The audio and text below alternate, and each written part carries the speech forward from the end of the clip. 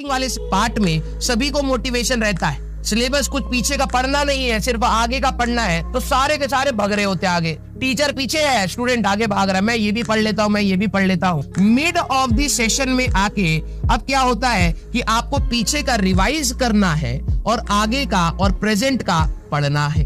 बच्चों को मौत यहां से आनी स्टार्ट होती है और मिड ऑफ द सेशन हमारा स्टार्ट हो ही रहा है। मिड ऑफ द सेशन में ही हम लोग सिलेबस के बीच में आ चुके हैं। ये mid of the session and में अब जो पढ़ता चला जाता है, रिवाइज करता चला जाता है, एंड ऑफ द सेशन में सिर्फ और सिर्फ आपका रिवीजन रह जाता है और फिर टेस्ट होते हैं। अब बात यह है कि जिस बच्चे ने अपने मिड ऑफ द सेशन को संभाल लिया, उसने सब कुछ संभाल लिया। मिड ऑफ द सेशन यहाँ पर जितना आप स्टबन बन के पढ़ाई कर सकते हैं, जितना जिद्दी बन के पढ़ाई कर सकते हैं, जितना सनकी बन के पढ़ाई कर सकते हैं, यहाँ घिस लो। नवंबर दिसंबर के बाद, मिड ऑफ द दिसंबर के बाद you will be relaxed, believe आप काफी ज्यादा रिलैक्स होंगे, क्योंकि मिड ऑफ द सेशन में पीछे भी रिवाइज करना है, प्रेजेंट का भी पढ़ना है, आगे का भी सोचना है, टेस्ट भी देने। यही स्ट्रगलिंग पार्ट है, यही पर बच्चा पीछे छूटता है बेटा, और कुछ ही बच्चे आखिरी तक पहुंच, यही है बस। और जो आपका राइट नाउ मोमेंट है, इसमें आप जितना सनकी थे कि भाई मेरे को वो चाहिए, प्रूव इट, और कुछ नहीं। तो अगर आपको डिसिप्लिन की दिक्कत है, आपको कंसिस्टेंसी की दिक्कत है, आपको डिमोटिवेशन है, तो याद करिए आपने किस चीज के लिए ड्रॉप लिया था। और अगर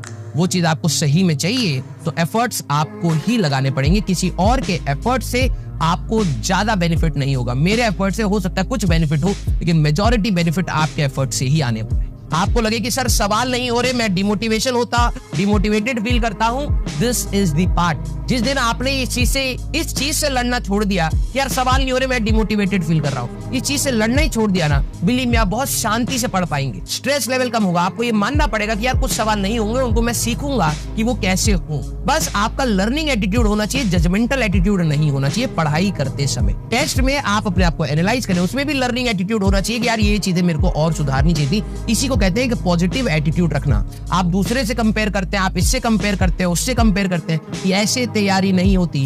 पूरे अगर देखा जाए 14 लाख 13 लाख बच्चों में से जो 12-13 लाख बच्चे हैं, 1 लाख बच्चे को अगर हटा दें, 12-13 लाख बच्चे इसी भीड़ में ही खत्म हो जाते हैं। अपने पर इन्वेस्ट करो बेटा टाइम। मैं आप सभी लोगों को बोल रहा हूँ, मेरी लाइफ ना, मैंने कई सारी लाइफ में ना कुछ डिसीजंस अपने लिए बहुत स्ट्रांग लिए। अब वो डिसीजंस ये थे कि यार मैं ये चीज तो कतई नहीं करूंगा, और मैं आज तक वो चीजें नहीं करता। ठीक है, उनके लिए टेम्पटेशंस भी होती है कि ऐसा लगता है यार ठीक है ये कर लेते हैं, वो कर लेते हैं, मैं नहीं करता, क्योंकि मुझे पता है कि अगर मैं उस चीज को करूंगा तो फिर मेरे को वापस इतने एफर्ट्स लगाने पड़ेंगे फिर नॉर्मल होने के लिए। तो आप सभी लोगों को भी पता होनी चाहिए, you have to be responsible first for your career, कि हाँ यार मेरे को ही चेंज करना है। हाँ, अब कई बच्चे यहाँ पर है कि अब रिवीजन कैसे होएगा सर, अब प्रैक्टिस कैसे होएगी, इन सभी का ये है नो टाइम वेस्ट। बेटा देखो, मैं खुद अपने टाइम पर ड्रॉपर रहा हूँ और मैं आपको बता रहा हूँ, अब आप अगर 13-14 घंटा पढ़ना स्टार्ट करेंगे तो ये पॉसिबल है, अदरवाइज नहीं।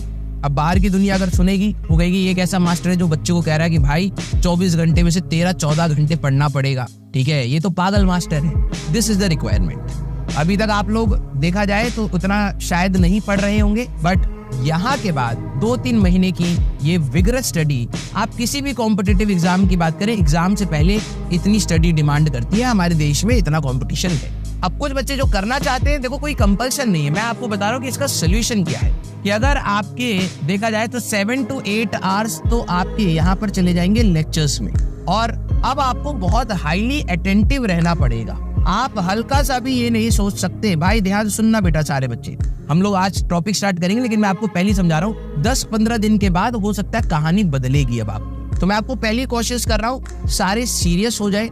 ये 10-15 दिन आप जितना कोशिश कर सकते हैं अपने बैकलॉग को कवर करने में, रिवीजन को कवर करने में, प्रैक्टिस करने में, डू इट। बताइए, और इससे इसमें पढ़ाई की, देखिए भाई ये सब बहुत ही इंस्पायरिंग कहानियां हैं। वो जब हम स्टडी करते तो हमें ऐसा लगता है सिलेक्शन होगा कि नहीं, मुझे भी लगता था